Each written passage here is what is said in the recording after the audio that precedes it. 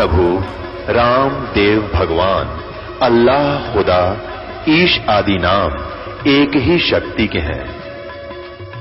वो कैसा है, कहां है, कैसे मिलता है, किसने देखा है?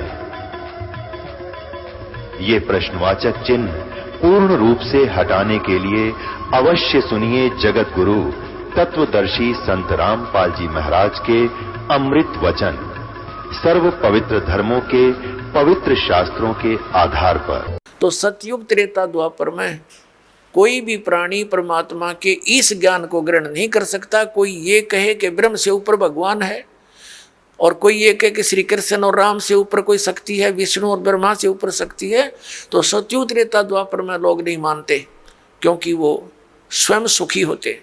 और इब कलयुग में क्या है, इस काल ने करी थी हेरा फेरी हमारे साथ। क्या हेरा फेरी की थी कि परमात्मा से कहा था कि जब तुम्हारा वो प्राइम टाइम आवेगा कलयुग में पार करने का, तो उससे पहले मैं अनेकों पंथ, अनेकों मजहब बना दूंगा, सबको भ्रमित करवा दूंगा, मंदिर, मस्जिद, गुरुद्वारे और इन तीर्थों तक सीमित कर दूंगा, श्री राम कृष्ण देवता आदि पर पूर्ण दृढ़ कर दूंगा। और जब तेरा कोई संत आएगा, तेरा अवतार आएगा इस अज्ञान का नाश करने के लिए, तो उसकी कोई नहीं सुनेगा। इसलिए काल ने कलयुग का समय परमात्मा से मांगा था कि कलयुग में आप कितने ही प्राणी मुक्त करा लेना। परमात्मा को पता था, कबीर परमेश्वर जी को, कि सतयुग त्रेता द्वापर में ये प्राणी दुखी नहीं होंगे, इनके पुण्य इनके साथ रहेंगे, ये मेरे विचारों को कतई नहीं मानेंगे। और कलयुग में काल ने चाल चली थी कि इनको नास्तिक कर दूं, ये भक्ति चाहे ही नहीं, कोई आवे तो उनका संदेश वाहक परमात्मा का, तो ये सुना ही नहीं। जैसे पूरा चीन नास्तिक हो गया, पूरा रूस नास्तिक हो गया। काल का ये दाव था कि भारतवर्ष को भी नास्तिक कर दूं। इसके लिए इसने कौन से कदम उठाए? पहले तो बुद्ध धर्म की शुरुआत की। बुद्ध धर्म के ऊपर परमात्मा ने दया करी, आदि शंकराचार्य को भेजकर उस बुद्ध धर्म को बंद किया और अपना धर्म चला दिया। काल भगवान ने उसको भी ग्रिप कर लिया। उसने श्री कृष्ण, श्री राम, श्री शंकर जी को सुप्रीम पावर बताकर हमारे ऊपर ये पूरी साधनाएं थोप दी, और फिर साथ में मंदिर, ये तीर्थों और ये धामों की पूजाओं पर लगा दिए, बंदरों की पूजाओं पर। अब परमात्मा बड़े दयालु हैं, ये भी उनका एहसान है श्री आदि शंकराचार्य जी का कि उसने हमें नास्तिक होने से बचा दिया। यदि बौद्ध धर्म भारतवर्ष में फैल जाता तो चीन जैसी दशा आज हमारी होती, हम राम नाम बोल भी नहीं सकते थे। लेकिन बात वही की वही रही, आसमान से गिरे, खजूर पर अटक गए। लेकिन इतना अवश्य रहा कि हम धार्मिकता की तरफ अग्रसर रहे। अब काल ने फिर दूसरा दाव खेला नास्तिक बनाने का। ये जितना राधा स्वामी पंथ, जय गुरुदेव पंथ, विनोद वाला राधा स्वामी पंथ, ताराचंद वाला, और ये सच्चा सौदा सिरसा और जगमाल वाली वाला, और ये अड़क यहाँ पर निकट सी है हिसार के पास है गंगुआ, और ये ठाकुर जी, ये कृपाल सिंह जी, ये सारे एक ही कुएं का जल है। श्री शिवदयाल जी के विचारों से प्रभावित हैं, उसी के आधार से प्रचार करें। अब ये क्या करते हैं, जैसे अपने हिंदू धर्म के सबके घरों में एक जोत जला करती देसी घी की, ये तो आम देखा होगा आपने। तो इन्होंने राधा स्वामी, धन धन सतगुरु वाला ने, जय गुरुदेव वालों ने, ये ताराचंद वाला ने वह भी बंद करवा दी। नौका ये जोत नहीं जलानी, हमने तो अंदर जोत जलाएंगे। बताओ, वो थोड़ा बहुत हवन यज्ञ का लाभ था, होना था, पुण्य बनना था, वो भी बंद करवा दिया। और इनका ज्ञान आपके पास है, वो कैसे वचन सुनाते हो, सतनाम, वही सतनाम है, वही सतपुरुष, वही सार शब्द, वही सार नाम, वही सचखंड, वही सतलोक, वही राधा स्वामी। ये इनकी अकल देखो। इन ज्ञान तो सब सदग्रंथों से अलग कर दिया। इनकी एक और थ्योरी है। इनके महापुरुष कहते रहे हैं कि हमने वेदों और गीता को पढ़ने की आवश्यकता नहीं, हमारा ज्ञान तो इनसे आगे का है। जो थोड़ा बहुत गीता जी को नित्य पाठ करके ज्ञान यज्ञ का लाभ मिलना था, वो बंद करवा दिया। इन ग्रंथों से नफरत करवा दी। तो ये पक्के काल के दूत थे। अब कुछ वर्षों के अंदर आप देख लेना, अगर ये नहीं इस मार्ग पर लगे तो सब नास्तिक हो जाएंगे, चीन जैसी स्थिति हो जाएगी इन लोगों की। लेकिन अब परमात्मा दया करेंगे, सबको ये ज्ञान स्वीकार करना पड़ेगा, नहीं तो इस मनुष्य जीवन को नाश करके वो बहुत कष्ट उठाएंगे जो इस ज्ञान को स्वीकार नहीं करेंगे। दास कोई उनकी बुराई में नहीं बोल रहा, इस दास को ये पता चल गया कि ये सभी हम एक पिता की संतान हैं, और यहाँ का जो काल भगवान है वो नहीं चाहता कि इनको यथार्थ ज्ञान हो। सदग्रंथ हमारे पास है और गुरु हमने बना रखे। हमारे हिंदू धर्म के गुरु हमें नहीं बता पाए सदग्रंथों में क्या प्रमाण है, इसके विरुद्ध लोक वेद सुनाकर हमारा बट्ठा बैठा दिया इन्होंने। तो दास का उद्देश्य सभी पुण्यकर्मी प्राणियों से है, यही है कि आप जी सच्चाई को ग्रहण करें, पूरा अच्छी तरह जांच करें जो दास शब्द बोलता है, और फिर इस तत्व ज्ञान को ग्रहण करें और अपना कल्याण करवाएं। तो पुण्यात्माओं, प्रसंग चल रहा है कि ये वो समय है, अब इस अधर्म का नाश होगा और धर्म का विकास होगा। धर्म और धार्मिकता शास्त्र अनुकूल साधना करने से ही ऊपर उठेगी। अभी तक हम शास्त्र विधि को त्याग कर मनमाना आचरण कर रहे थे, जिस कारण से हमें भगवान से मिलने वाला लाभ नहीं प्राप्त हुआ, और हम भगवान को भूलकर फिर हम स्वयं अपना लाभ प्राप्त करने के तरीके खोज लिए। जैसे किसी को टेंशन होगी तो वो गुट्टी लगाने लग गया, शराब पीने लग गया, टेंशन खत्म करने के लिए। जो निर्धन है वो पहले संतों के पास जाते थे, परमात्मा की विधि प्राप्त करते थे, संकट निवारण के लिए भी संतों के पास जाते थे, तो उनको जो साधना बताते थे, जो सही संत होते थे, तो उनको उनसे राहत मिलती थी। तो फिर वो व्यक्ति परमात्मा पर दृढ़ रहते थे। अब हम क्या करते हैं, संतों के पास जाते हैं, वो हमें साधना विधि बताते हैं, उनके द्वारा बताई साधना विधि को हम खूब तसल्ली से करते हैं, लेकिन राहत कुछ मिलती नहीं। तो हम दूसरे के पास जाते हैं, वहाँ से भी इसी प्रकार उनके द्वारा बताई साधना को हम करते हैं, फिर कोई लाभ नहीं होता। तो लास्ट में फिर हम क्या सोचते हैं, स्वयं ही धनी बनना चाहते हैं। टेंशन बुलाने के लिए तो गुटी लाने लग गए, दूना पाप कर लिया इकट्ठा, और फिर धनी बनने के लिए रिश्वत, मिलावट, चोरी, ठगी, ये बकवाद शुरू कर दी। तो ये दूने पाप के भागी बनेंगे हम, उनसे लाभ तो होना ही नहीं। जैसे मान लीजिए किसी व्यक्ति ने 2 नंबर का काम करके, मिलावट करके, या 2 की वस्तु को 20-50 में बेचकर पैसा इकट्ठा भी कर लिया, तो फिर उसके साथ क्या बनेगी? या तो कोई बालक बीमार हो जाएगा, या कोई स्वयं को ऐसा रोग लग जाएगा, वो सारा पैसा भी जाएगा, और वो उस पैसे को 2 नंबर से इकट्ठे करने का जो पाप था वह उसके लिए शेष रह जाएगा। एक व्यक्ति ने बताया कि जी मैं बहुत नालायक व्यक्ति था,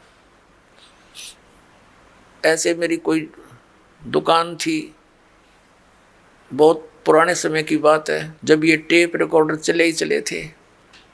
वो कह रहा था उसका रिफल जो था इस कैसेट का, एक ऑडियो कैसेट चाली थी, टेप में चला करती, वो ला करता मैं तोल के बावत है, और मुझे टोटल वो सारा कुछ 2 रुपये में पड़ता था।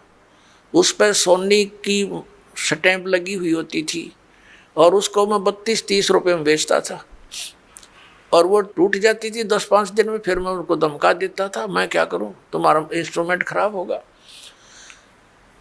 अब उस टाइम तो मुझे खूब पैसा आता नजर आ था, मैं ठाठम ठाठ समझ रहा था। फिर मेरा इकलौता पुत्र रोगी हो गया, और उसके पहले तो लोकल डॉक्टरों को दिखाया, उनसे इलाज नहीं हुआ। किसी ने बताया कि वहाँ संत के पास जाओ, वहाँ जाओ, झाड़ा लगवाओ, झाड़ फूक भी साथ में दवाई भी चलती रही। फिर 1 वर्ष तो ऐसे चला, कुछ कभी राहत हो जा, कभी फिर बीमार हो जा। लास्ट में पता चला कि उसकी दोनों किडनी फेल होगी। उसके लिए ऑल इंडिया इंस्टीट्यूट दिल्ली में गए। उस समय ऐसे गुर्दा उसका दोनों किडनी फेल होगी और गुर्दे बदलवाए, उसके एक गुर्दा बदलवाया। लगभग हमारा 3 लाख रुपए खर्च हो गया, 3.5 लाख के आसपास टोटल, जब से वो रोगी हुआ था। लड़का स्वस्थ हो गया, कोई बात नहीं, जो नुकसान हुआ सब्र किया।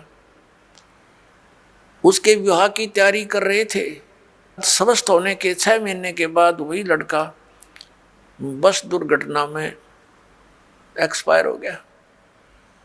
अब टक्कर मार के रो रहा हूं। जब से ये ज्ञान सुना है उस समय मुझे वो कुकर्म याद आते हैं मेरे, कि जिस बेटे को सुखी बनाने के लिए मैंने ये ऐसे जुल्म किए थे, वो बेटा भी ना रहा और वो धन भी ना रहा। अब मैंने बता कि अब तेरे पास क्या रहा? जो तूने पाप इकट्ठे करे थे वो धन इकट्ठा करने में, वो तेरे पास ज्यों के तो सुरक्षित है। अब इसने धर लीजिए सिर पे वहां धर्मराज के दरबार में। तो फिर उसने दीक्षा ली। पुण्यात्माओं, गलती इंसानों पर, बहुत भक्तों पर हो जाती है, लेकिन जब तक उसको ये पाप नाशक औषधि नहीं मिलेगी वो पाप उसके ज्यों के त्यों रखे रहेंगे। तो कबीर परमात्मा दयालु हैं, उनको ये मालूम है कि ये बच्चे काल से भ्रमित ये ऐसी गलतियां कर रहे हैं, वो दयालु हैं। जैसे पुण्यात्माओं, जब तक आपको ज्ञान नहीं होता और आपने जो भी गलती कर दी वो अक्षम्य है, माफ करने योग्य है, और अब ज्ञान होने के बाद बकवाद करोगे तो फिर आपको अक्षमा नहीं होगी। जैसे बच्चा अबोध होता है, छोटा सा बालक होता है, पालने में झूल रहा है और उसने टट्टी पेशाब दोनों कर दिए और सब कपड़े भी खराब कर लिए, हाथ पैर भी ऐसे खराब कर लिए। माता आती है, वो देखती है कि इसने सारा कुछ बिगाड़ दिया काम, लेकिन वो उसे अक्षुब्ध नहीं होती, नाराज नहीं होती। उसको मालूम है कि इसको पता नहीं। उसको नवावेगी, धोएगी कपड़े, स्वच्छ कपड़े पहनावेगी, प्यार करेगी, फिर दूध पिलावेगी और फिर सुलावेगी। और जब वो बच्चा बड़ा हो जा और वो कितने कपड़ा में बैठ कर टट्टी कर दे, उसका दो धरेगी दड़ाक और बाहर पटकेगी, हन्नू कहेगी ला दो गए ना अपने आप। तो ऐसे पुण्यात्माओं, जब तक हम अबोध हैं, हमें यह ज्ञान प्राप्त नहीं हुआ, तब तक तो हम ऐसे थे, गलती करके हम अपने पापों से सने पड़े हैं। तो ये परमात्मा कबीर जी दयालु हैं, ये अपने बच्चों को धोएंगे। इन पाप नाशक दवाई है मालिक के पास, इनके पास एक मंत्र है जो दास आपको देगा, आपके सभी पापों का नाश कर देंगे, आपके प्रारब्ध के पापों का भी नाश करेंगे, आपके संचित पापों का भी नाश इस मंत्र से होगा। जैसे फसल में पहले खरपतवार हो जाता था तो उसका कोई विकल्प नहीं था, कुछ एक तो कसोले कस्सी से उसको थोड़ा बहुत खुरच देते थे, वो फिर भी हो जाता था। जब फसल बड़ी हो जाती थी तो उसका कोई विकल्प नहीं था, वो साथ ही पला करता था फसल के। अब एक ऐसी मेडिसिन खोज होगी है कि उसको फसल में डाल दिया जाता है तो खरपतवार का नाश कर देती है, फसल को हानि नहीं करती। इसी प्रकार ये मटेरियल यानी ये केमिकल और ये साल्ट पहले विद्वान थे लेकिन खोज नहीं थी।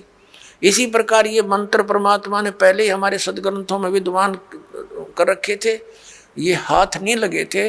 अब इसकी खोज होगी, इस दास के पास उपलब्ध है, और इसे सब पाप नाश हो जाएंगे और आपके पुण्य शेष रह जाएंगे। और हम तभी परमात्मा प्राप्त कर सकते हैं जब हम पाप रहित हो जाएंगे। और यहाँ का विधान है ब्रह्म परब्रह्म, ब्रह्मा विष्णु महेश और अन्य देवताओं का जैसे कर्म करोगे वैसा ही फल मिलेगा। पाप आपके अलग लिखे जाते हैं, पुण्य अलग लिखे जाते हैं, और फल मिलता है दोनों का। पुण्यों के लिए स्वर्ग, महास्वर्ग, फिर यहाँ के छोटी मोटी सुविधा, राजा या अच्छी कोई पोस्ट, और नरक ये भी पैरेलल मिलेगा। कुत्ते गधे सूअर की योनि ये भी अवश्य भोगनी पड़ेंगी, लेकिन कबीर परमेश्वर की शरण में आने के बाद आपको अब ये पापों का दंड नहीं भोगना पड़ेगा। आपके प्रारब्ध के कर्मों का भी नाश होगा जो आपको हानिकारक होंगे। इसलिए तो भक्ति करते हैं हम, इसलिए परमात्मा की खोज करते हैं कि हमारे ऊपर कोई आपदा आवे तो परमात्मा हमारी रक्षा करे। और जब वो आपदा भी आ रही है तो फिर प्रोटेक्शन क्या हुआ उस साधना का जो हम करें। जैसे हमने कोई शेड या झोंपड़ी मकान बना रखा है उसका उद्देश्य क्या है कि गर्मी सर्दी वर्षा से हमारी रक्षा करे। और जिसने हमने बना रखी है झोंपड़ी या मकान और वो सारा पानी भी अंदर ही आ रहा है और धूप का भी असर ऐसे पैरेलल है, तो वो कुछ भी प्रोटेक्शन नहीं है आपका। आप कितने नशे में पड़े हो और सोच रहे हो महल में बैठे हो, तो सारी आपदाएं आप पर आ रही हैं, तो साधनाएं आपकी वो सत्य नहीं है, शास्त्र अनुकूल नहीं है, इसलिए आपको कोई लाभ प्राप्त नहीं हो रहा है। तो उसकी प्राप्ति के लिए आपने परम संत की खोज करनी पड़ेगी। और इन्हीं मंत्रों और साधनाओं को जो दास देता है, अन्य कोई व्यक्ति देवेगा, उससे कोई लाभ आपको प्राप्त नहीं होगा, क्योंकि अनअधिकारी से कोई भी कार्य सफल नहीं होता। जैसे एक सिंपल सी बात है, आप जी पासपोर्ट बनवाते हैं विदेश जाने के लिए, यदि वो डुप्लीकेट बना दिया जाता है तो आप भी दोषी और बनाने वाला भी अपराधी, दोनों को सजा मिलेगी। इसी प्रकार हमने जाना सतलोक, और ये पासपोर्ट बनाने का आदेश केवल इस दास के अतिरिक्त इस ब्रह्मांड में नहीं है, ये सत्कर मान लेना।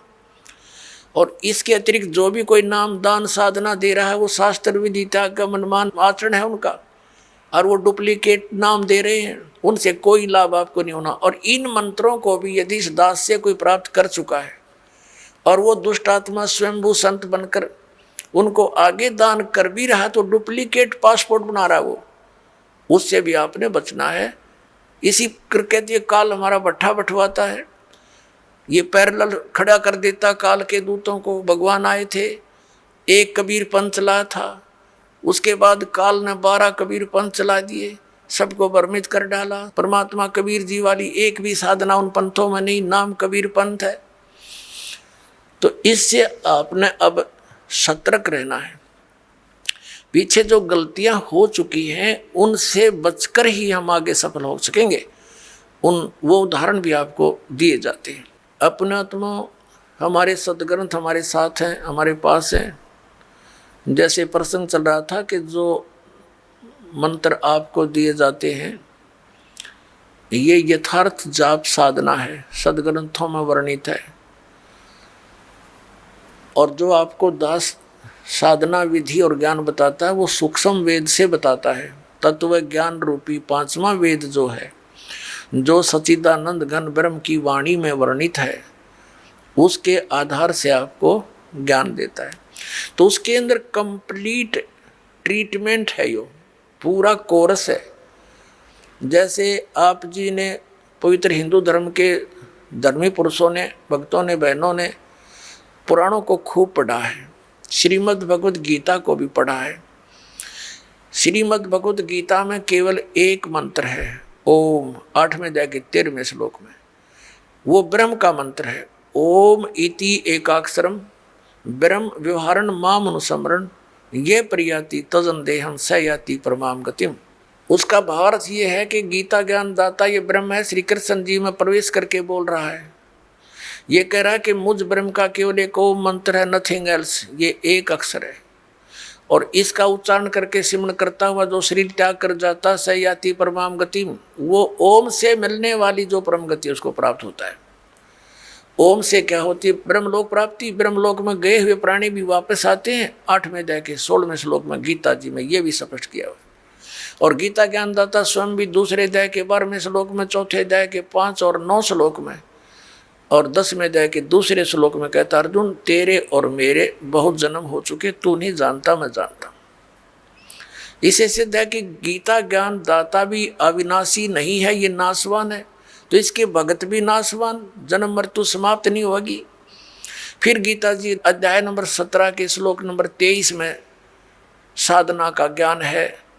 3 मंत्र बताए हैं, ओम तत्सत इति निर्देश है, ब्रह्मण समर्थ है, त्रिविधि समर्थ है, यानी सच्चिदानंद घन ब्रह्म, उस परम अक्षर ब्रह्म की प्राप्ति के लिए ये 3 मंत्र की मजदूरी है, साधना है।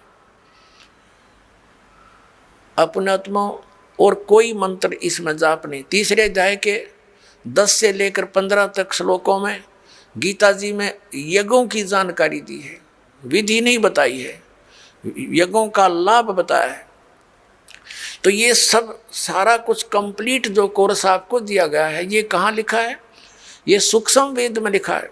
पुराणों के अंदर आप जी पढ़ते हो, कहीं पर हरियम नाम है, कहीं पर कलम नाम लिखा है, कहीं पर श्रम लिखा है। ये कहीं कोई जाप करने का बताया, कहीं ने किसी ने कुछ बताया। तो परमात्मा ने आकर के सतयुग के प्रथम चरण में ब्रह्मा जी आदि कईयों को मिले थे, वो महापुरुषों को मिलते हैं, उनका गुण है, तो उनको ये कंप्लीट प्रथम मंत्र देने की बताने की चेष्टा की थी। तो उन्होंने उनको स्वीकार ना करके उस में से अपने अपने स्वार्थवश मंत्र निकाल लिए और उनकी साधना शुरू कर दी। और ये ऐसे जो मंत्र हैं, स्ट्रॉन्ग मंत्र हैं, इनके जाप से शीघ्र ही लाभ प्राप्त हो जाता है। जैसे एक बार ये दास एक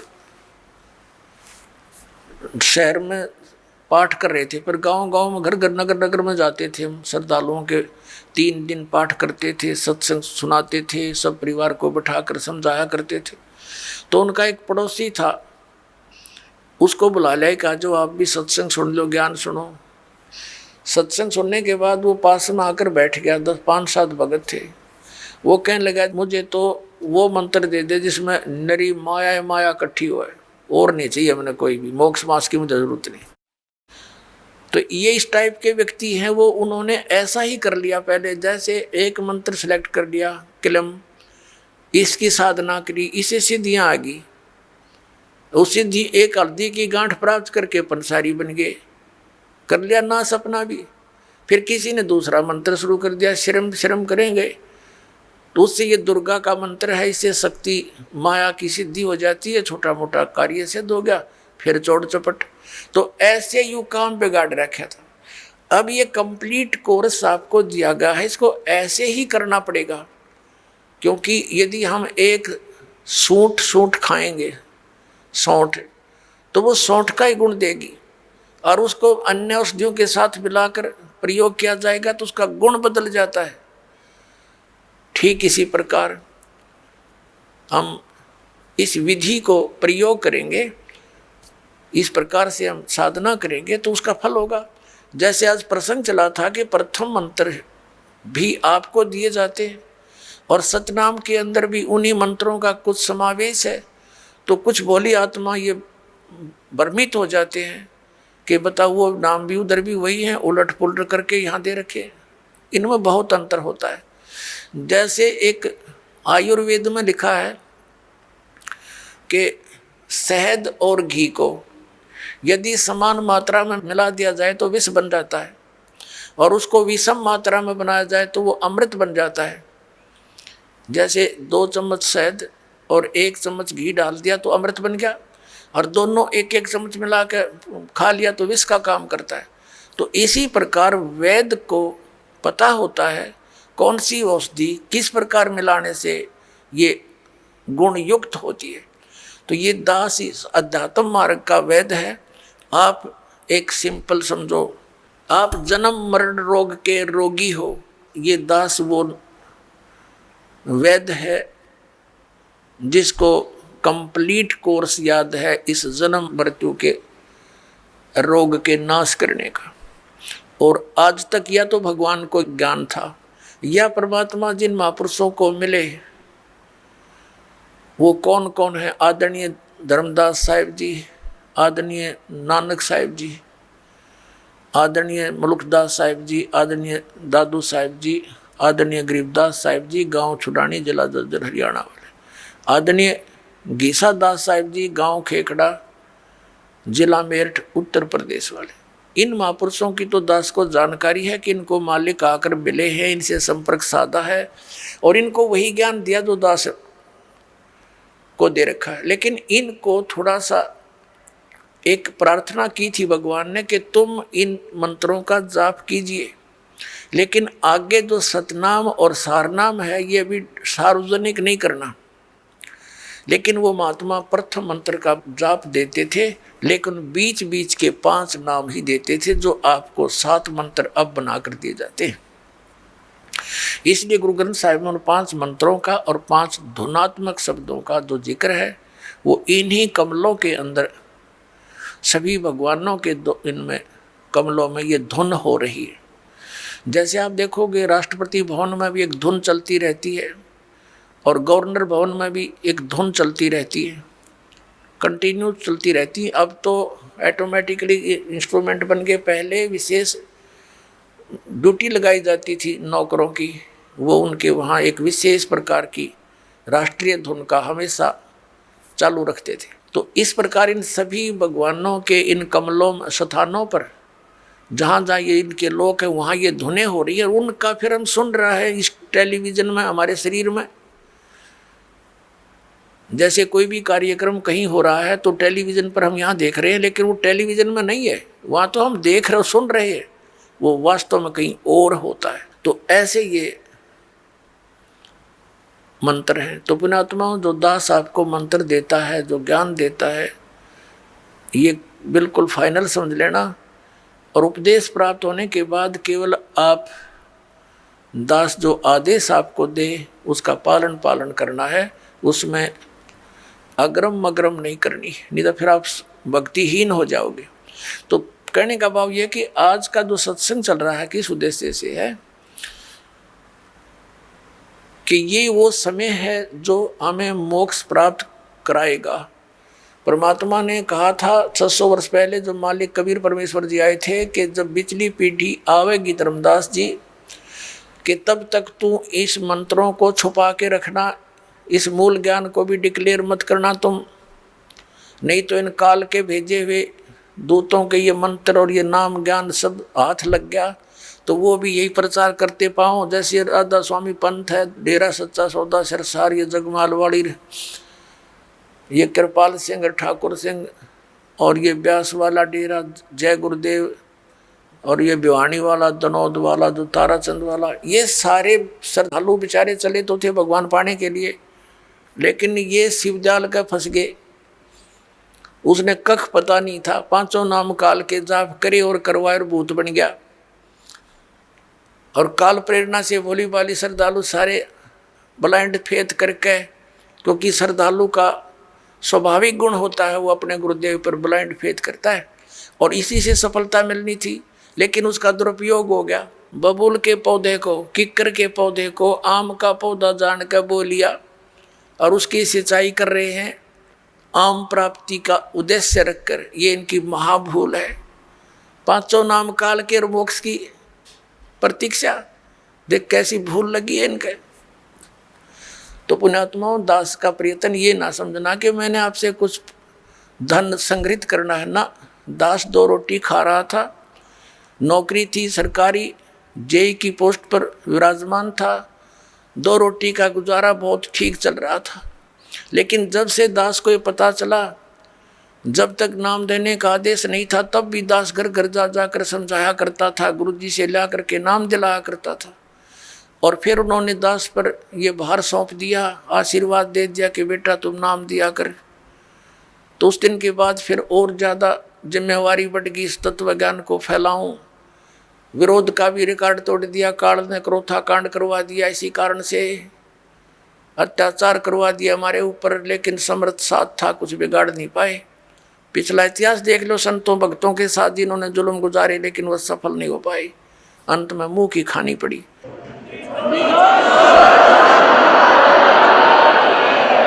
और यही दशा अब इनकी हो रही है। तो पुण्यात्मा, परमात्मा का एक विधान है, क्योंकि परमात्मा कबीर जी जब आए थे उनके साथ भी बहुत कैर तोड़े थे, नकली गुरुओं ने जुल्म करवाए थे। उबलते हुए सरसों के तेल के कढ़ाई में बैठा दिया भगवान को, लेकिन कुछ बिगाड़ नहीं पाए। झेरे कुएं में डालकर ऊपर से कंकर पत्थरों से भर दिया, परमात्मा बाहर बैठे पाए। कारण क्या था? वो यही ज्ञान दिया करता जो दास आज उन्हीं का दिया हुआ आपके रूबरू कर रहा है। आज आपको क्यों स्वीकार्य हो गया? क्योंकि आप शिक्षित हैं और प्रमाण आपके समक्ष हैं। ये इंस्ट्रूमेंट, ये इंटरनेट, ये प्रोजेक्टर, ये चैनल मालिक ने आपके लिए बनवाए ना। जीव सत्तर की सोच नहीं है ये इस तरह के इंस्ट्रूमेंट बना ले। ये पहले ना बनाए इनने, ये पहले ना बनाए। आज तो 100 साल पहले कहाँ थे ये? हैं वही मनुष्य थे। अरिंद अच्छे बुद्धिमान और बहुत अच्छे नेक आत्मा थी, अब परमात्मा ने ये बुद्धि दी है ताकि मेरे बच्चे घर बैठे देख सके प्रमाणों को, और पहले शिक्षित किया आपको कि इन भ्रमित करने वाले काल के दूतों से तुम स्वयं सतर्क होकर के देखो सदग्रंथों को, ये क्या बता रहे हैं। इन्हीं की साक्षी लेकर के ये आपको इसके विपरीत ज्ञान दे रहे हैं। तो आज इसलिए हम सफल हुए कि आप शिक्षित हैं और साथ में भगवान का पंजा दास के साथ है। तो और उसके बिना ये कदम भी नहीं चल सकते हम इस एक घोर कलयुग में। और आज हम कितने सफल हो रहे हैं, क्योंकि हमारा ज्ञान सच्चा है, हमारा भगवान सच्चा है और हम सत्य के ऊपर संघर्ष कर रहे हैं। अब जो प्रसंग चल रहा है कि हम परमात्मा की भक्ति, परमात्मा की प्राप्ति के लिए ट्राई कर रहे हैं, लेकिन शास्त्र विधि त्याग का मनमाना आचरण करके हम वहीं के वहीं खड़े हैं। हमारा हर तरह से गिरावट में आ गए, हम हमारे विचार गिरावट में आ गए, हमारी क्रियाओं में बहुत अंतर हो गया। सराउंडिंग का क्षेत्र हम देखते हैं, जहाँ भी देखते हैं हमारे बच्चे जो उपदेश लेकर जाते हैं, क्योंकि इन्होंने तो सब बुराई छोड़नी है, तो घर में, पड़ोस में, रिश्तेदारी में, सब जगह वही बुराइयां ग्रस्त हैं। बीड़ी, शराब, मांस, तम्बाकू, माया जोड़न की चर्चा, दूसरा ज्ञान नहीं। तो पुण्यात्माओं, कुछ दिनों के बाद हमारी संख्या बढ़ती जाएगी। जब हमारी संख्या बढ़ेगी तो बुराई वाले लोग शर्माने लग जाएंगे। उनको अब तो कोई शर्म नहीं रही, बाप बेटा इकट्ठे बैठ कर दारू पीवें, बता शर्म रही? फिर छोटे छोटे बच्चे भी धिक्कारेंगे, कोई रिश्तेदार भी आ जाएगा, आप क्या पी रहे हो, ये कोई शराब पीने की चीज़ है? इसके कहते हैं मदरा पीवे कड़वा पानी, 70 जन्म कुत्ते के जानी। इस तरह के प्रमाण दिया करेंगे हमारे बच्चे। एक कहते हैं सुरापान मदमासाहारी गमन करे भोग पर नारी, 70 जन्म कटेंगे शीशम, साक्षी साहेब है जगदीशम। और परमात्मा कहते हैं 100 नारी जारी करे सुरापान 100 बार, एक जन्म हुक्का भर दे वो डूबे काली धार। ये तम्बाकू के अंदर इतना दोष है कि एक पर स्त्री गमन करने वाले का 70 जन्म तक अंधा हो डोले, पर द्वारा स्त्री का खोला 70 जन्म अंधा हो डोले। सुरापान मदमासाहारी और जो गमन करें भोगें पर नारी, 70 जन्म कटेंगे शीशम, साक्षी साहेब है जगदीशम। जो ऐसे पाप करेंगे उनके 70 जन्म तो लगातार वो बलि के बकरे बनेंगे। और फिर क्या बताया है कि सुरापान मदमासाहारी, परमात्मा ने कहा कि 100 नारी जारी करे, एक पर स्त्री गमन करने का क्या बताया है कि 70 जन्म तक अंधा होकर धक्के खावे, और फिर 70 जन्म वो बलि का बकरा बनकर गल कटवावे। कितना घोर पाप है। और फिर कहते हैं ऐसे ऐसे 100 नारी जारी करे, 100 सुरापान 100 बार, एक बार सुरापान करने का कितना पाप है। मदरा पीवे कड़वा पानी और 70 जन्म कुत्ते के जानी। जो मदरा एक बार भी पीते हैं 70 जन्म कुत्ते के होंगे। जैसे आप मैं इस मारीची जी के जो महावीर जैन के जीव की कथा सुनते हो, 60 करोड़ बार गधा, 30 करोड़ बार कुत्ता, तो ये इन्हीं दोषों के प्रतिफल में बनते हैं। तो हम गलतियां कर जाते हैं किसी जन्म में, फिर वो लिखे जाते हैं, इकट्ठे होते हैं, फिर वो भोगने पड़ते हैं। तो क्या बताया है, मदरा पीवे कड़वा पानी, शराब पीता है जो 70 जन्म कुत्ते के जानी। आज तक टिट्टी पाक रहा, गुट्टी ला के होटलों में बैठ के मौज मार रहा, फिर कुत्ता बन के गंदी नाली के जल को पिया करेगा। ले अब तेरी मदरा ये बन गई, मदरा पीवे कड़वा पानी, 70 जन्म कुत्ते के जानी। और फिर क्या बताते हैं, पर द्वारा स्त्री का खोले, 70 जन्म अंधा हो डोले। फिर क्या बताते हैं, 100 नारी जारी करे, जो 100 नारी पर नारी भोगेगा उसको कितना घोर पाप होगा। और सुरापान 100 बार, एक बार सुरापान यानी शराब पीने का कितना दोष है, अभी आपको बता दिया। ऐसा 100 बार कर ले और एक चलम हुक्का भर दे, पीने वाले का तो गर्क बेड़ा है ही, एक हुक्का भर के देने वाले को इतना पाप लगेगा। क्योंकि कोई दोष में सहयोग देता है, कोई हत्या करने जाता है, उसकी मदद कर रहा है, उसको उठा के उसको हथियार दे रहा है कि ले कर ले काम, तो दोनों दोषी हैं वो। तो यहाँ क्या बताया कि 100 नारी जारी करे सुरापान 100 बार, एक चलम हुक्का भर दे और डूबे काली धार। तो हमारे बच्चे फिर इस जैसे आपने गीता जी अध्याय नंबर 7 के श्लोक नंबर 29 में सुना है कि जो व्यक्ति सभी कर्मों से परिचित है, पूरे अध्यात्म ज्ञान से परिचित है और तत्परम से परिचित है, तत्परम यानी परम अक्षर ब्रह्म से, तो वह केवल जरा और मरण से छूटने का ही प्रयत्न करते हैं। वो यहाँ की बकवादों में आश्रित नहीं रहते, यहाँ की किसी वस्तु की डिमांड नहीं करते। जो उस भक्ति के अनुकूल साधना वही करते हैं, उसमें बाधक वस्तु को ग्रहण नहीं करते। तो ये हमारे बच्चे इन पूरे अध्यात्म ज्ञान से और इस सभी पूरे कर्मों से परिचित हो जाएंगे, तो फिर वो आम व्यक्ति को जो भी उनके संपर्क में आएगा उनके गुणों से परिचित कराएंगे कि ये मत करो आप, ये पाप लगता है। अब छोटे छोटे बच्चे भी, कोई रिश्तेदार आता है, वो बीड़ी माचिस के लिए बीड़ी वगैरह मंगवाता है, वो मना कर देते हैं, आपकी और सब सेवा कर देंगे पर ये नहीं करेंगे क्योंकि इसमें हमें दोष लगेगा, और आप हमारे घर पर भी इसको पीने की कृपा ना करना, हानि हो जाएगी। तो वो अपने आप शर्मिंदे होंगे। एक भक्त बता रहा था कि ऐसे हमारे घर पर हमारा एक बहनोई आ गया, उसने हमारे लड़कों पर, लड़के थे घर पर, और वो लगा निकाल के बीड़ी पीने। उनसे उन्होंने कहा जी आप फूफा जी बीड़ी ना पियो हमारे घर पर। तो उन बच्चे थे, उसने समझदार व्यक्ति था, उसने बंद कर दी और बाहर जाकर पी आया। उसने सामने आकर उसे बताई मेरे से, वो कह रहा था, कहने लगे ये बालकों को क्या हो गया, मैं बीड़ी पीने लगा था, इन्हें मना कर दिया। तो उन्होंने कहा ये हमने उपदेश ले रखा है, ऐसे ऐसे हम ना ये पीमर ना पीने दें, ना हम आपकी मदद करेंगे और आपकी सारी सेवा करेंगे हम, लेकिन ये अब हम नहीं, यहाँ आपको सहयोग भी नहीं देंगे। तो रिश्तेदार उसी का नाम होता है जो अनुकूल हो जाए, ना तो दुश्मन है वो आपका। तो उन्होंने बोला जी कोई बात ना, अगर आपकी ये बात है तो मैं आज के बाद आपके घर में बीड़ी ना लाऊं और ना पीऊँ। तो वो दूसरा भाई था, वो नाम नहीं ले रहा, वहाँ अपना जाकर जो उसने पीना खाना था कराया, बाकी आकर सो गया हमारे पास, रोटी खा ली, कोई बात नहीं। फिर वो गया हुआ था किसी कारण से कहीं पर, वो ही कहीं दूसरी रिश्तेदारी में, वो कह रहे थे कि हम ऐसे ऐसे वहाँ जाएंगे, तो भी चलेगा कि? तो वो खुद कह रहा था हमारा बहनोई कि वहाँ जाओ तो भाई अपना बीड़ी माचिस बार धर दियो, यानी खुशी के, उसने कोई उलाहना नहीं दिया, बल्कि उनको आगाह किया कि वहाँ लेके मत जाना, उड़ा नहीं बढ़न देंगे तुमने बीड़ी माचिस समेत। तो वो रिश्तेदार भी अच्छे थे, बोला बहुत अच्छी बात है, हम ठीक है, उनके नियम को क्यों भंग करेंगे।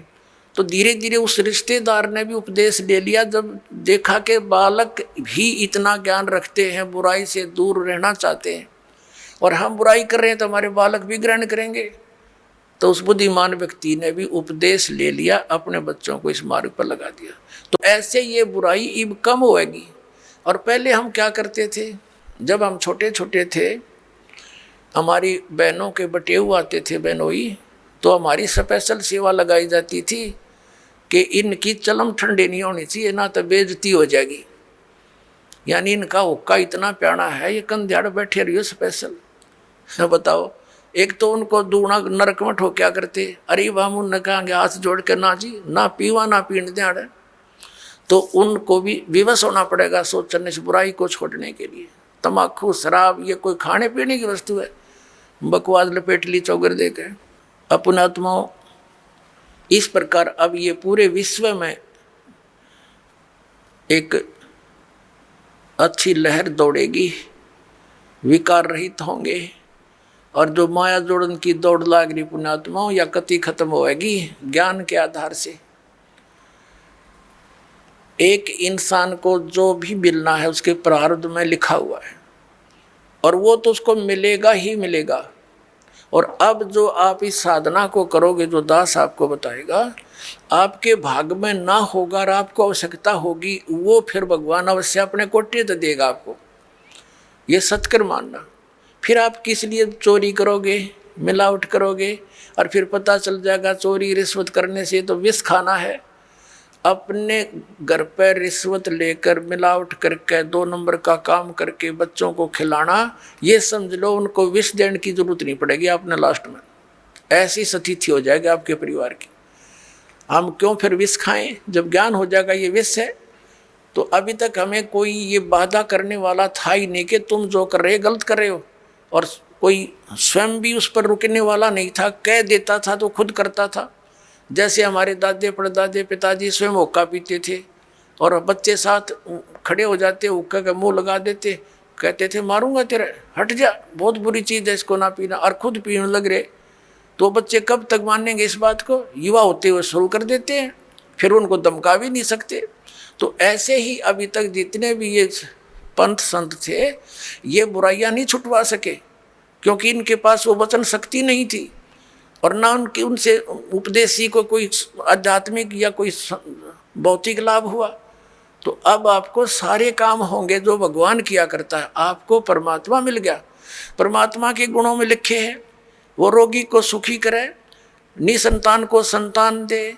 भाई और भी हमारे ऊपर आने वाले प्रारब्ध के दुखों को भगवान दूर करता है, इसलिए भक्ति करते थे, इसलिए परमात्मा की खोज करते थे। ये गुण है मान लिखे। जैसे बिजली के गुण हैं, बिजली के गुणों में लिखा है कि बल्ब भी जलेगा, ट्यूब भी जलेगी, पंखा भी चलेगा, कूलर भी चलेंगे, और पशुओं का चारा काटने की मशीन भी चलेगी, आटा पीसने की चक्की भी घुमाती है वो।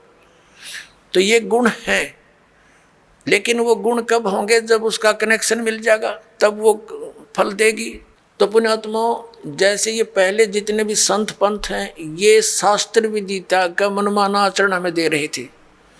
ये हमें कनेक्ट नहीं कर सके उस पावर से जो लाभ दिया करती है।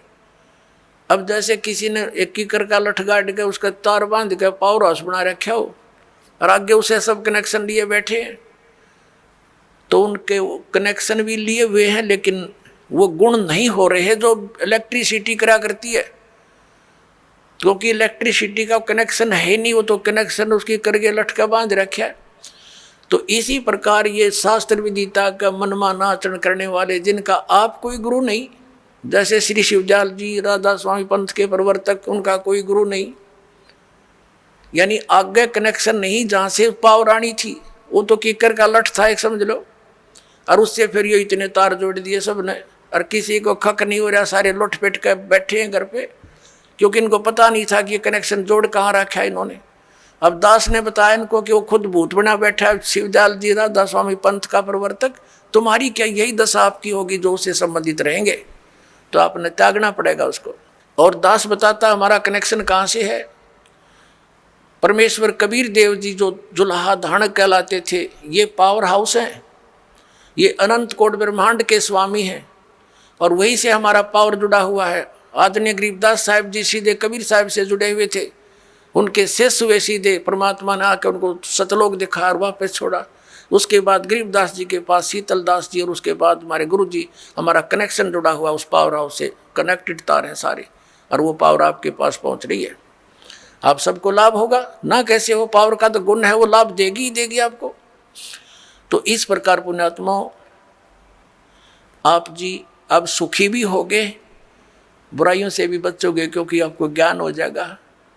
परमात्मा कहते हैं जब तक बच्चा अबोध रहता है, एक छोटे से बालक ने क्या देखा, पिता शराब पीता था, दादाजी भी घुटी लगाता था, वो एक पशुओं का भूस भर रखा था तूड़ा एक कोठे में, दादाजी दूसरे स्थान पर शराब की बोतल पी के बाकी बची उसमें छुपा देता था, और पिताजी दूसरी साइड में छुपा देता था। बच्चे देखा करते थे। एक दिन उस बच्चे ने सोचा अब पिताजी पीवे दादा पीवे तो बढ़िया चीज़ होगी, तू भी पी ले। उसमें कीड़े मारने की दवाई थी, कोई विष था, वो बोतल भी उस तूड़े में दाब रखी थी। उस बच्चे ने हाथ उठ मारा कि ची कोई पावे वो मैं भी पीऊँ। वह कीड़े के जो तेल था, मारने के जो विष था, वो हाथ लग गया, गाल का कप में पी गया। 10 मिनट बाद छोड़े मरा पाया, सुना देखा और बोतल धरी, कप रखा। तो पुण्यात्माओं, और जब उस बच्चे को ये पता हो जाएगा कि ये तो विष है, हाथ भी ना लावर, दूसरा ने भी नौका दूर रहियो भाई, ये तो मर जाएगा इससे। तो पुण्यात्माओं, परमात्मा हमें ये आगाह कराते हैं कि कौन सा विष है, कौन सा अमृत है। और जब आपको ये ज्ञान हो जाएगा, फिर बताते हैं, जैसे किरका जहर का रंग होरी हो, कहो कौन तिस खावे राम रंग होरी हो। होरी माने खुशी। जैसे कहीं पर विष का कण भी गिरा हो और आपको पता चल जाए ये विष का कण है, कहते उस कण को भी कौन खाओगा? किरके को उठा के दूर गिर का होगा, मिट्टी में दाब देगा और हाथ धोएगा, कहीं हमें प्रभाव ना कर जाए। तो परमात्मा कहते हैं, जैसे किरका जहर का रंग होरी हो, कहो कौन तिस खावे राम रंग होरी हो। यानी भगवान के रंग में हम इसे रंग जाएंगे और फिर होरी होरी माने खुशी खुशी होगी हमारे घर में। इस प्रकार हम इन बुराइयों से बचेंगे और फिर सपने में भी नहीं कर सकते। सचकर मान लियो पुण्यात्मा, आपके आसपास भी कोई किसी का धन पड़ा होगा, विष दिखाई देगा और कोशिश करोगे उसको उठा करके भाई किसका है, कहाँ पर है, आप या उठाओगे ही नहीं। और चोरी तो बहुत दूर की बात, मिलावट करना, रिश्वत लेना। किस लिए लेते हैं हम रिश्वत? किस लिए लेते हैं हम ये 2 नंबर का काम? किस लिए करते हैं? बड़ी कोठी हो, फिर 2 बेटियां, उनकी शादी करनी, उसमें कई लाखों रुपए का दहेज देना है। यही 2 कारण है हमारी ये। और बड़ी कार हो, ये 3 कारण हैं जो हमें इस सब बुराइयों की तरफ खींच रहे हैं। तो हमने अपने बुद्धिमत्ता के साथ और तत्व ज्ञान के आधार से इनको बिल्कुल कम करना है। अब लड़कियों को कैर बना रखा हमने, 2 बेटी होगी, सारा कुनबा रोने लग जाता है। क्या होगा? क्यों? क्योंकि उनके ब्याह में खर्चा गणा करने लगे हम। ये समाज में बकवाद भर दी इन पिक्चरों ने। तो अब हमने इसको ख़त्म कर देना है। बेटी का ब्याह करना है, सिंपल वैसे करो। विवाह तो भगवान करके भेजा है, संयोग वही जोड़ता है। माँ बाप 2-2, 3-3 साल धक्के खाए जाते हैं, संस्कार नहीं होता, परमात्मा 1 मिनट में कर देता है। तो वो मालिक का किया हुआ होता, उसको हमने सिर्फ उनको मिलन करना बच्चों का, परमात्मा की वाणी बोल दे और सिंपल साधारण तरीके से उनका विवाह कर जाओ, कभी कुछ नहीं दे। और बच्चों को भी ये ज्ञान हो जाएगा कुछ दिनों में कि परमात्मा देगा, उससे हमारा सफलता होगी, माँ बाप के दिए हुए से कभी सफलता नहीं होगी। अब हम कितना दे सकते हैं अपने बच्चे को? ये क्या माँ बाप आजीवन उसको दे सकता है सारे इतना दहेज में? नहीं दे सकता। बच्चा अपना करे और खाओ, भगवान पर आश्रित रहे, फिर भगवान देगा, तब सफलता होगी। तो ये बकवाद हमने घर करी देखम देखा, अब इसको त्यागेंगे कति, सिंपल मकान बनावाएंगे। आज कोठी गार्डन पे 2-5-10 लाख रुपये की इधर उधर से कर लिए, कोठी बना दी हैं, और फिर मृत्यु होगी, वह कोठी नौकी न रहेगी। आप कुत्ता बन के उसकी गली में बैठा छाया में, और वहाँ भी ना बैठने देखो, आते मारेगा लठ। तो हमने इतना ही काम करना है जो हमारा भक्ति में बाधक ना हो। हम सारा जीवन किले बनाने में, कोठी खरीदने के चक्कर में 100 पाप कर बैठते हैं, वो पाप हमारे साथ चले जाते हैं, वह कोठी और कार यहीं रह जाती हैं। तो इस ज्ञान के आधार से आप जी ने सबसे पहले तो हमने इस विवाह की क्रियाओं को बदलना पड़ेगा। उसके बाद फिर हमने इन कोठियों की जरूरत क्या है गणी? एक सिंपल मकान बनाओ जो भगवान ने आपको दे रखा है, अवश्य बनाओ, ठीक गर्मी सर्दी से बचने के लिए। और समय की, वर्तमान की जो आवश्यकताएं हैं, आपको कार भी चाहिए, मान ले स्पीड अच्छी होगी ज़माने की, मोटरसाइकिल चाहिए। आप विश्वास करना, परमात्मा आपको वो भी देगा, लेकिन सदुपयोग के लिए उसमें परमात्मा की कैसेट ला के चले, उसके अंदर भगवान की टेप चलावे, मालिक की चर्चा करता जावे आवे, तो वो आपको सबको दे सकता है। मालिक के घर में किसी चीज़ की कमी नहीं, लेकिन दुरुपयोग ना हो।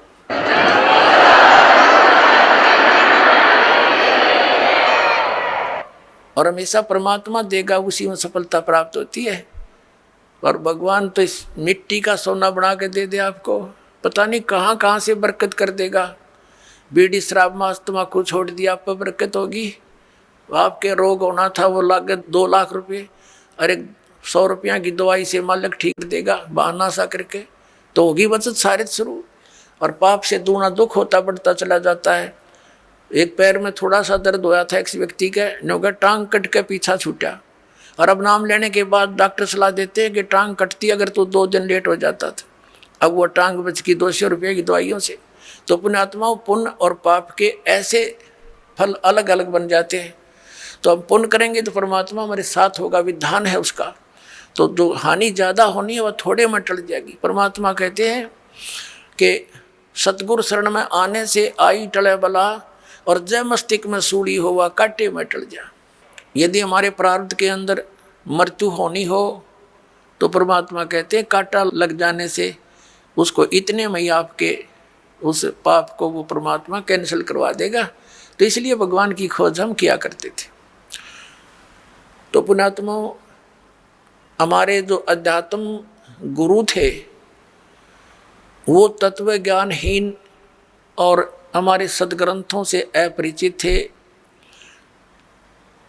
पहले तो पवित्र हिंदू धर्म से पहले कोई मजहब नहीं था।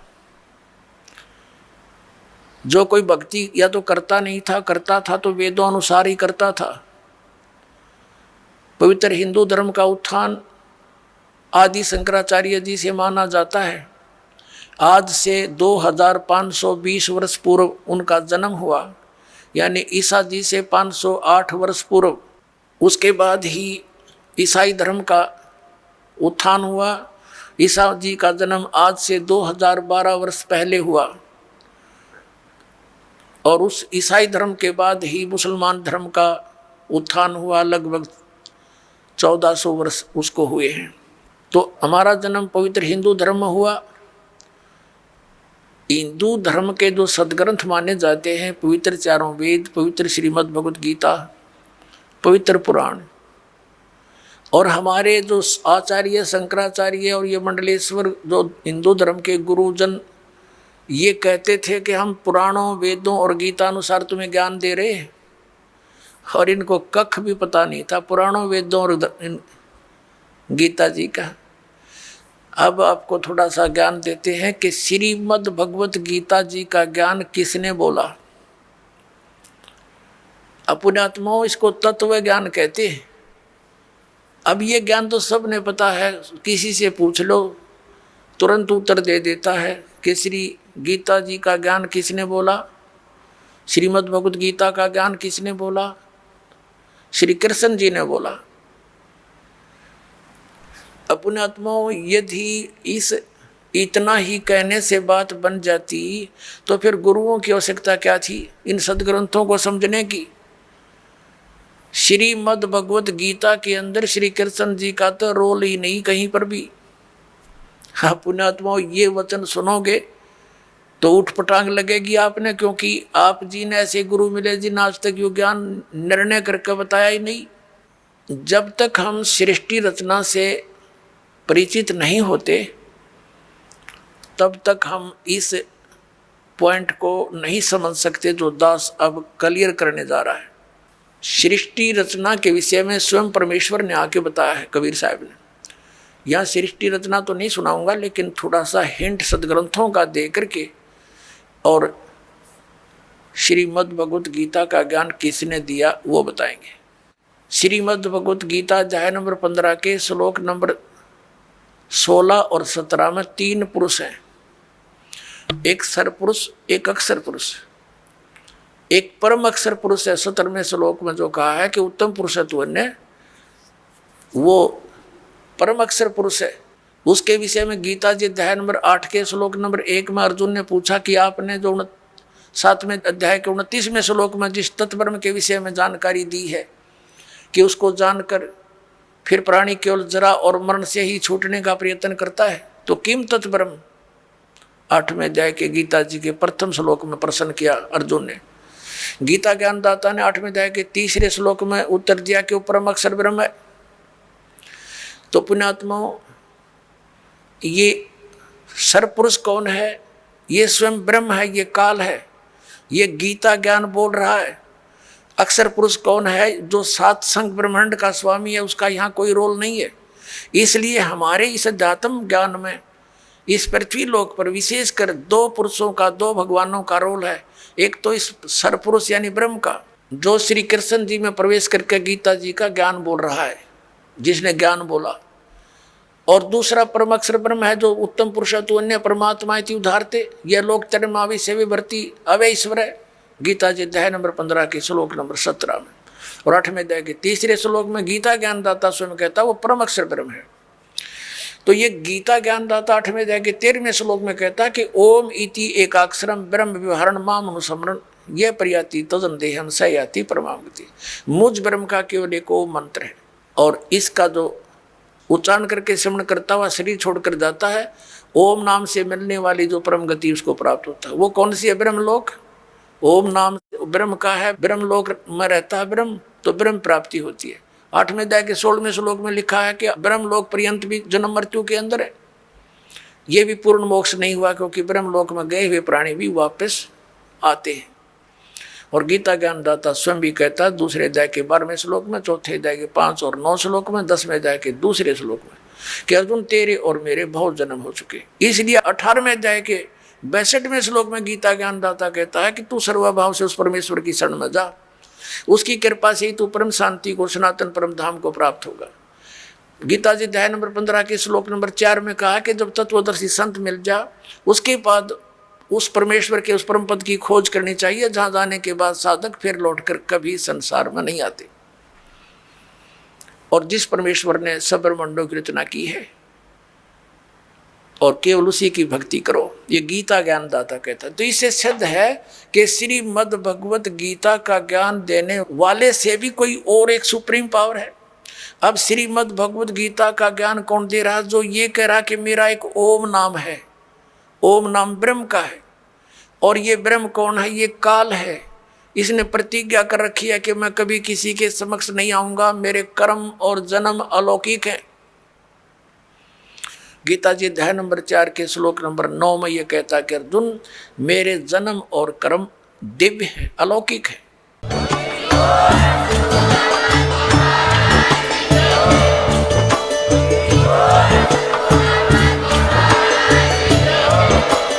आप सुन रहे थे जगत गुरु तत्वदर्शी संत रामपाल जी महाराज जी के मंगल प्रवचन। अधिक जानकारी के लिए विजिट कीजिए हमारी वेबसाइट www.jagatgururampalji.org। संत रामपाल जी महाराज जी के शुभ आशीर्वाद से पूरे विश्व भर में 500 से भी ज्यादा नाम दीक्षा केंद्र हैं, जिन पर संत रामपाल जी महाराज जी द्वारा ऑनलाइन निःशुल्क नाम दीक्षा दी जा रही है। अपने नजदीकी नाम दीक्षा केंद्र का पता करने के लिए संपर्क करें 8222880541।